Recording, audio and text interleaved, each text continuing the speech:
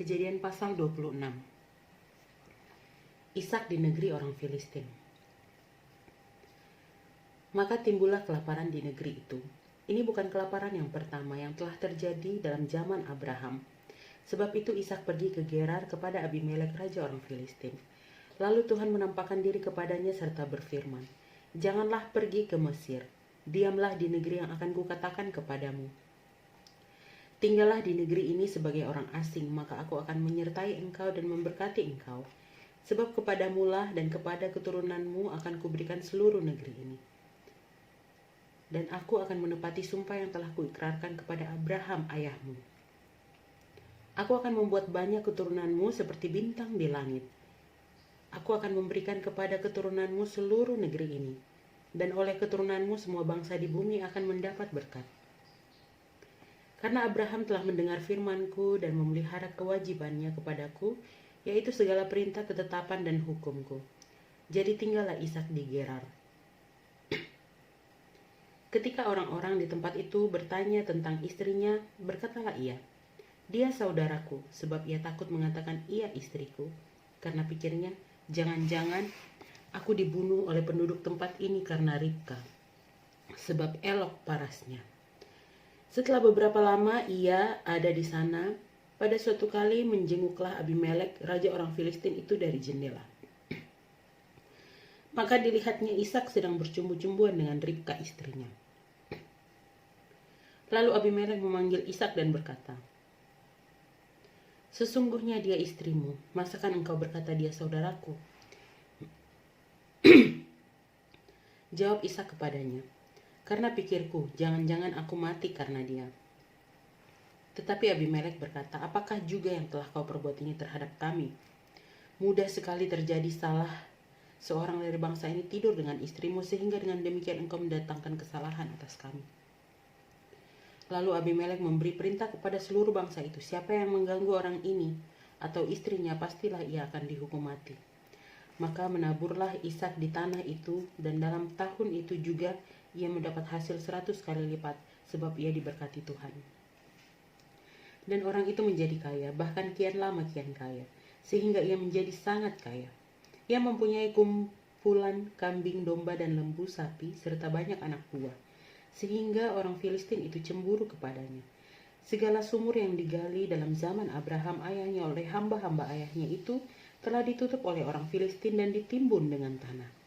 Lalu kata Abimelek kepada Ishak, "Pergilah dari tengah-tengah kami, sebab engkau telah menjadi jauh lebih berkuasa daripada kami." Jadi pergilah Ishak dari situ dan berkemahlah ia di lembah Gerar, dan ia menetap di situ. Kemudian Ishak menggali kembali sumur-sumur yang digalinya dalam zaman Abraham ayahnya, dan yang telah ditutup oleh orang Filistin sesudah Abraham mati. Disebutkannya lah nama sumur-sumur itu menurut nama-nama yang telah diberikan oleh ayahnya. Ketika hamba-hamba Ishak menggali di lembah itu, mereka mendapati di situ mata air yang berbual-bual airnya. Lalu bertengkarlah para gembala Gerar dengan para gembala Ishak. Kata mereka, "Air ini kepunyaan kami," dan Ishak menamai sumur itu Esek, karena mereka bertengkar dengan dia di sana. Kemudian mereka menggali sumur lain dan mereka bertengkar juga tentang itu. Maka Ishak menamainya sumur itu Sitna. Ia pindah dari situ dan menggali sumur yang lain, tetapi tentang sumur ini mereka tidak bertengkar. Sumur ini dinamainya Rehobot, dan ia berkata, "Sekarang Tuhan telah memberikan kelonggaran kepada kita, sehingga kita dapat beranak cucu di negeri ini." Dari situ ia pergi ke Beersheba. Lalu pada malam itu Tuhan menampakkan diri kepadanya serta berfirman, "Akulah Allahmu, akulah Allah ayahmu Abraham. Janganlah takut, sebab aku menyertai engkau. Aku akan memberkati engkau dan membuat banyak keturunanmu karena Abraham hambaku itu." Sesudah itu Ishak mendirikan mezbah di situ dan memanggil nama Tuhan. Ia memasang kemahnya di situ, lalu hamba-hambanya menggali sumur di situ. Lalu datanglah Abimelek dari Gerar mendapatkannya bersama-sama dengan Ahuzat sahabatnya dan Pikhol kepala pasukannya. Tetapi kata Ishak kepada mereka, "Mengapa kamu datang mendapatkan aku? Bukankah kamu benci kepadaku dan telah menyuruh aku keluar dari tanahmu?" Jawab mereka, "Kami telah melihat sendiri bahwa Tuhan menyertai engkau, sebab itu kami berkata, baiklah kita mengadakan sumpah setia antara kami dan engkau, dan baiklah kami mengikat perjanjian dengan engkau.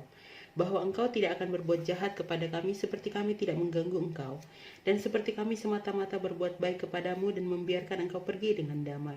Bukankah engkau sekarang yang diberkati Tuhan?" Kemudian Ishak mengadakan perjamuan bagi mereka, lalu mereka makan dan minum.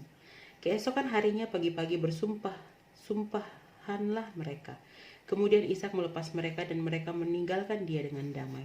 Pada hari itu datanglah hamba-hamba Ishak memberitahukan kepadanya tentang sumur yang telah digali mereka, serta berkata kepadanya, "Kami telah mendapat air." Lalu dinamainyalah sumur itu Sheba. Sebab itu nama kota itu adalah Beersheba sampai sekarang. Ketika Esau telah berumur 40 tahun, ia mengambil Hudit anak Beeri orang Het dan Basmat anak Elon orang Het menjadi istrinya. Kedua perempuan itu menimbulkan kepedihan hati bagi Ishak dan bagi Ribkah.